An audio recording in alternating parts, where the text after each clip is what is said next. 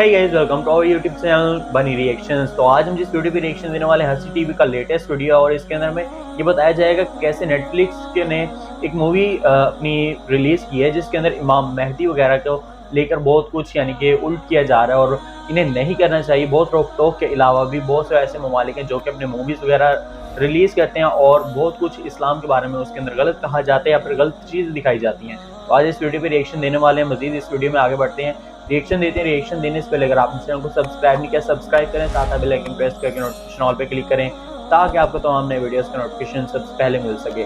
तो चलिए जी, बिना टाइम वेस्ट किए शुरू करते हैं अपना आज का वीडियो हंसी टीवी का 3, 2, 1। अस्सलाम वालेकुम दोस्तों, मेरा नाम है असीब शफकत और आप देख रहे हैं हंसी TV. Zaman is cute tonight, am I right? Well, obviously you can't see his face. Well, because you just can't. Just trust me on this. Netflix की हालिया फिल्म के अंदर कैसे इमाम मेहदी अलैहिस्सलाम की तौहीन की गई है। कुर्बे क़यामत के करीब तीसरी आलमी जंग से पहले इमाम मेहदी अलैहिस्सलाम का ज़हूर क़यामत की बहुत बड़ी निशानी है, जिसका जिक्र मुसलसल अहादीस मुबारका के अंदर इतनी मरतबा हो चुका है कि इसका इनकार मुमकिन नहीं। जिस तरह से यहूदी, क्रिश्चियन और मुनाफिकीन एक सरदार यानी झूठे मसीहा दज्जाल की क़यादत के अंदर इकट्ठे होंगे, बिल्कुल इसी तरह से अल्लाह ताला एक सिपा सलार इमाम मेहदी मुसलमानों की क़यादत के लिए भेजेगा, जिनकी मदद के लिए ईसा अलैहिस्सलाम आसमान से ज़मीन पर तशरीफ़ लाएंगे और दज्जाल को लुत के मकाम पर कत्ल करेंगे। इस्लाम के दो बड़े फ़िरके शिया और सुन्नी दोनों इस बात पर यकीन रखते हैं और सदियों से इमाम मेहदी अलैहिस्सलाम की आमद के मुंतज़िर हैं, बस एक फ़र्क के साथ कि शिया स्कूल ऑफ थॉट के मुताबिक वो 12वें इमाम हैं जो कि हज़रत अली की नस्ल से यानी अहले बैत से हैं। वो पैदा हो चुके हैं लेकिन अब तक दुनिया की नज़रों से गायब हैं, इसीलिए उनको इमाम गायब भी कहा जाता है। मगर दूसरी तरफ सुन्नी स्कूल ऑफ थॉट के मुताबिक इमाम मेहदी अलैहिस्सलाम को भी दुनिया के अंदर पैदा होना है और वो एक आम इंसान की तरह जवान होंगे और अल्लाह ताला एक ही रात के अंदर इनकी इस्लाह करके अलामी तौर पर इनको समझा देगा कि इन्हें आखिर क्या जिम्मेदारी पूरी करनी है। इमाम मेहदी अलैहिस्सलाम के ज़हूर की तमाम निशानियाँ आज एक एक करके पूरी होती नज़र आ रही हैं, क्योंकि दुनिया तीसरी आलमी जंग की तरफ मुसलसल बढ़ रही है। यहूदी कौम मानती है कि वो तीसरी बार हैकल सुलेमानी इसलिए नहीं बना पा रहे क्योंकि वो अब तक पाक नहीं हुए। इस काम के लिए जब वो 5 में से 4 लाल बच्चियों को कुर्बान करेंगे और इसकी राख को पानी के अंदर डालकर एक रबई के जिस्म पर लगाएंगे तो पाक होकर इन्हें इस काम की इजाज़त मिल जाएगी, क्योंकि 5वीं बच्चिया को रिजेक्ट कर दिया गया है।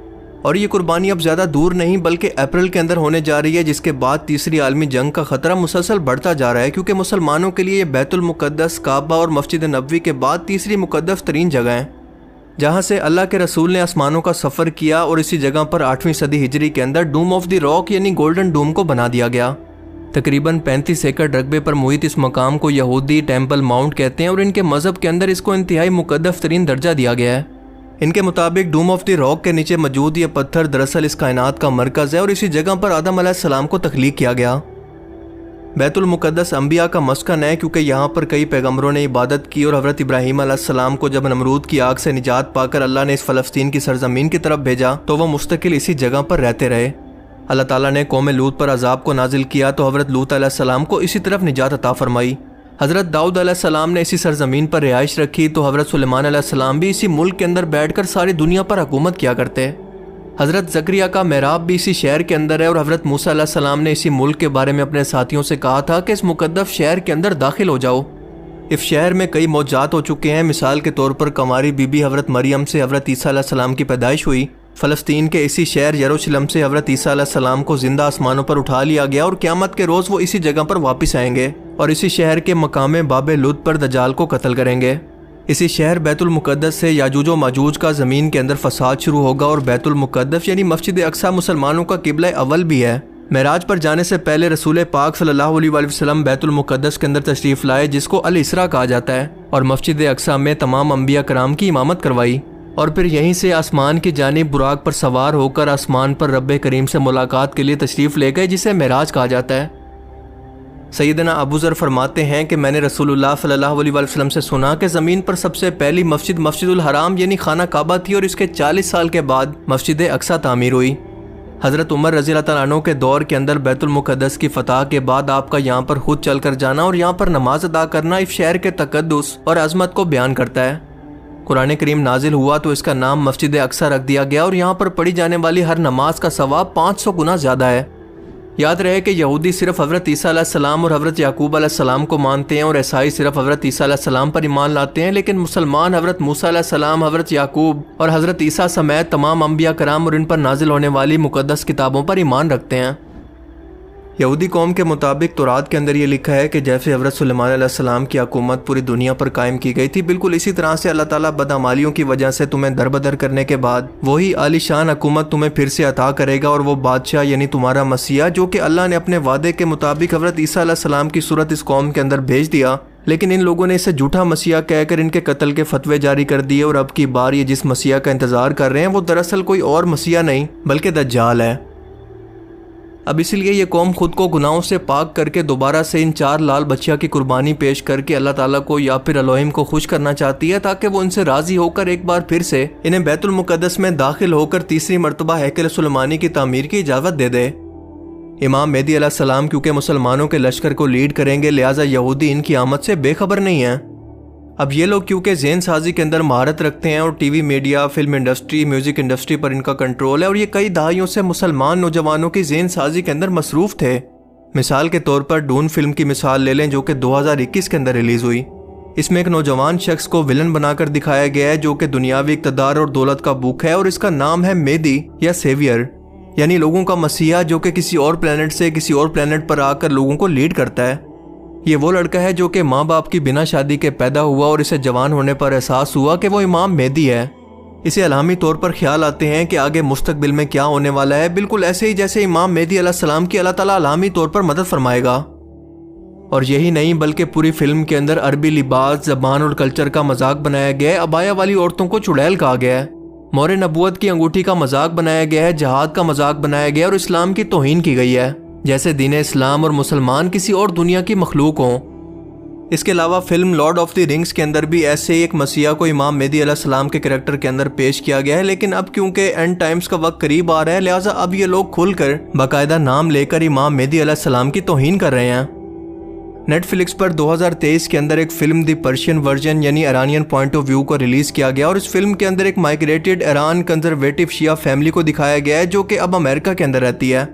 इसकी माँ एक वर्किंग वुमन है और लिबरल सोच रखती है, जबकि इसकी बेटी जिसका नाम लैला है वो अपने ख़ानदान के कंजर्वेटिव कल्चर या इस्लामिक पाबंदियों से तंग है और अपने बाकी फैमिली मेम्बर से चोरी छुप के हर वो हरकतें करती है जो कि वेस्टर्न माशरे के अंदर आज एक कल्चर बन चुकी हैं, यानी लड़कों के साथ सोना, पार्टी करना और डांस क्लब्स के अंदर जाना वगैरह वगैरह। इस फिल्म में मुसलमानों के फैमिली सिस्टम का मजाक बनाया गया है कि इनकी औलाद बहुत ज़्यादा होती है और ये बैकवर्ड सोच रखते हैं और फिल्म के अंदर LGBT को भी प्रमोट किया गया है और दिखाया गया है कि वो एक ड्रैग क्वीन यानी एक मेल जो कि गे है, लेकिन इसे लड़कियों की तरह दिखना और ड्रेसिंग करना पसंद है। लैला इसके साथ ज़बरदस्ती नाजायज़ ताल्लुकात रखती है और प्रेग्नेंट हो जाती है, लेकिन इसके घर वाले इस पर कोई एतराज़ नहीं करते। इस लड़की का भाई एक चेयर लीडर है जो कि आम तौर पर वेस्ट के अंदर लड़कियां हुआ करती हैं। यानी ये फिल्म अपने तौर पर एक मुसलमान ईरानियन शिया मुस्लिम फैमिली का कल्चर दिखा रही है और ना सिर्फ इस्लाम का बल्कि इनके कल्चर का भी मजाक उड़ा रही है। अमेरिका क्योंकि इसराइल की वजह से ईरान का दुश्मन है, लिहाजा ख़ास तौर पर फिल्म के अंदर यहाँ पर शिया फैमिली और ईरानियन फैमिली को टारगेट किया गया है कि लोगों का नज़रिया इनके बारे में बदल जाए, क्योंकि जाहिर है कि जो शख्स हकीकत को जानता होगा वो ही इनके झूठ को पकड़ सकेगा, लेकिन जो शख्स हकीकत को नहीं जानता बल्कि मीडिया के जरिए इन चीज़ों को सीखता है, वो किसी भी मजहब और कल्चर की परसेप्शन सिर्फ इन फिल्म्स को देखकर बना लेता है। और सबसे बढ़कर लैला नाम लेकर इमाम मेहदी अलैहिस्सलाम का मजाक उड़ाती है और कहती है कि शिया मुस्लिम इस जादू के अंदर बहुत ज़्यादा यकीन रखते हैं, जैसा कि मेरे घर वाले किया करते थे, कि बहुत जल्द कोई हस्ती हमें जंग के अंदर फतह दिलवाने के लिए आने वाली है जिसका नाम होगा इमाम ज़मान, और वो हज़ारों साल पहले कहीं पर गायब हो गए थे और अब तक किसी को नहीं पता कि वो कहाँ पर हैं। वाकई मैं सच कह रही हूँ कि वो गायब हो गए हैं, क्योंकि वो बहुत मसरूफ़ रहते हैं ना। इनका सच्चा मानने वाला जब भी इनका नाम पुकारता है तो वो मदद करने के लिए पहुंच जाते हैं किसी जानवर या इंसान की सूरत में। वो अपने से ऊंचे शख्स की मदद भी लेते हैं।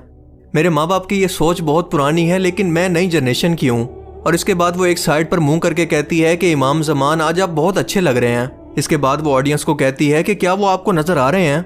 इसलिए नज़र नहीं आ रहे क्योंकि आप इनको देख नहीं सकते और वो मौजूद भी नहीं हैं। आप भरोसा करो मेरी बात का। आप एक लम्हे के लिए ज़रा सोच कर देखें कि ये लोगों को क्या सिखाना चाहते हैं और इस फिल्म का मकसद क्या है, इस पैगाम का मकसद क्या है। एक रोमांटिक और फनी फिल्म के अंदर इस तरह की बातें करने का मकसद क्या हो सकता है? इससे ज़्यादा खुले अल्फाज के अंदर इमाम मेहदी अलैहिस्सलाम की तौहीन और भला क्या हो सकती है? ये लोग इस कदर खौफजदा इसीलिए हैं कि अब उनकी ज़हूर का ज़माना बहुत करीब आ चुका है। आप देखें कि किस तरह से एक एक करके फ़िरका वारियत दुनिया से ख़त्म हो रही है, वरना आज इमाम मेहदी अलैहिस्सलाम अगर दुनिया के अंदर आते और कोई एक फ़िरका इनका इनकार करता और कोई एक फ़िरका इनकी हिमायत करता तो दुनिया के तमाम मुसलमान इनकी क़यादत के अंदर इकट्ठे कैसे होते।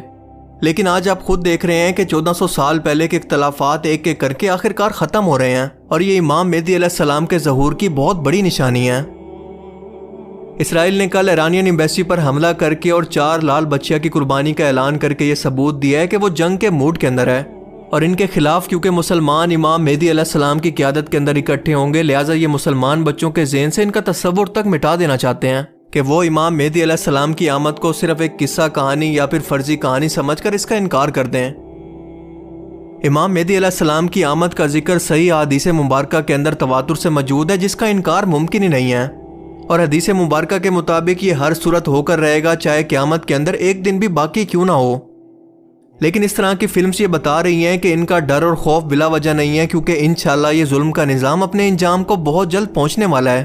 अल्लाह ताला कभी भी अपने मानने वालों को अकेला नहीं छोड़ता और वो दज्जाल को दुनिया के अंदर भेजता है तो इसके मुकाबले के अंदर इमाम मेहदी अलैहिस्सलाम और ईसा अलैहिस्सलाम को भी ज़रूर भेजता है। पर यह फैसला इंसान को खुद ही करना होता है कि वो आखिर किसकी साइड पर जाकर खड़ा होगा, हक की साइड पर या फिर बातिल की साइड पर। अल्लाह ताला से दुआ है कि वो हमें इस हक पर कायम रहने की तौफीक अता फरमाए। अल्लाह ताला हमें समझने की और नेक अमल करने की तौफीक अता फरमाए, आमीन। बाकी आप इस बारे में क्या सोचते हैं, अपनी कीमती राय का इज़हार कमेंट सेक्शन में ज़रूर करें। I will see you in the next video. Thanks for watching this video. अल्लाह हाफिज़। उन्होंने फरमाया मेहदी मेरे खानदान से, मेरे अहले बैत से होंगे, यानी औलाद फातिमा में से। जिसका नाम मेरे नाम पर होगा, जिसके वालिद का नाम मेरे वालिद के नाम पर होगा, मोहम्मद इब्न अब्दुल्लाह उनका नाम होगा। वो सरजमीन अरब को अदल और इंसाफ से उसी तरह भर देंगे जैसे कि वो जुल्म और ज्यादती से भर चुकी हो। फिर यहां से जाएंगे वो जो उनकी मदद करेंगे और ये एलिया को वापस लेने वाले, ये मशरिक से चलने वाले लश्कर होंगे। ये इलाका खुरासान और पाकिस्तान जब यहाँ निज़ाम खिलाफत कायम होगा, यहाँ से फौजें चलेंगी, से आलम बरामद होंगे और कोई ताकत उन्हें रोक न सकेगी, उनका मुंह फेर न सकेगी। यहाँ तक कि वो एलिया हुजूर के ज़माने में यरूशलेम का नाम था, यहाँ तक कि एलिया में जाकर नस्ब हो जाए और यहाँ से जानिब मशरिक हिंद। जी फ्रेंड्स, ये था हमारा वीडियो जिसके अंदर हमने देखा और सुना है कि कैसे हमें डिटेल के साथ बहुत ही अच्छे तरीके से गाइड किया गया हसी टीवी की जानिब से इस वीडियो में कि कैसे जो यहूदी लोग हैं, यहूदी अपने जो इमाम हमारे नबी हैं हज़रत इमाम मेहदी अलैहिस्सलाम, उनको लेकर बहुत सी ऐसे मूवीज़ बना चुके हैं, बहुत सी मूवीज़ के अंदर उनको एज ए करेक्टर ला चुके हैं और बहुत कुछ यानी कि गलत बयानी वगैरह की जा रही है और बहुत कुछ ऐसे बातें की जा रही हैं जो कि आइंदा टाइम के अंदर सच होती हुई दिखाई दे रही हैं। यानी कि इमाम मेहदी के ज़हूर जो है वो बहुत ही करीब है ये कहा जा रहा है और साथ ही साथ बहुत सी ऐसी निशानी जो कि इमाम मेहदी के ज़हूर से पहले पेश आनी थी, वो तमाम की तमाम निशानी सच होती दिखाई दे रही है। कैसे हैकल सुलेमानी की तीसरी बार तामीर शुरू हो रही है और कैसे लाल बच्चियों को कुर्बानी करने के लिए, ज़िबा करने के लिए, उनकी बलि देने के लिए कैसे उनको आगे लाया जा रहा है। आपका इस वीडियो के बारे में क्या कहना है तो कमेंट्स में ज़रूर से बताइएगा। और लिहाजा जैसे अभी हमने इस वीडियो के अंदर देखा है, इस वीडियो को देखने के बाद अगर आपको कुछ भी ऐसे वैसे महसूस होता है तो आप लोग इन चीज़ों से बाइकआउट कर सकते हैं, इन ऐसी मूवीज़ को देखने से बाइकआउट कर सकते हैं। और नेटफ्लिक्स के ऊपर अगर आप बाइकआउट करते हैं तो ही नेटफ्लिक्स के ऊपर ऐसी मूवीज़ वगैरह नहीं लाई जाएंगी। उम्मीद करता हूँ आपको वीडियो अच्छा लगा होगा। अल्लाह हाफिज़।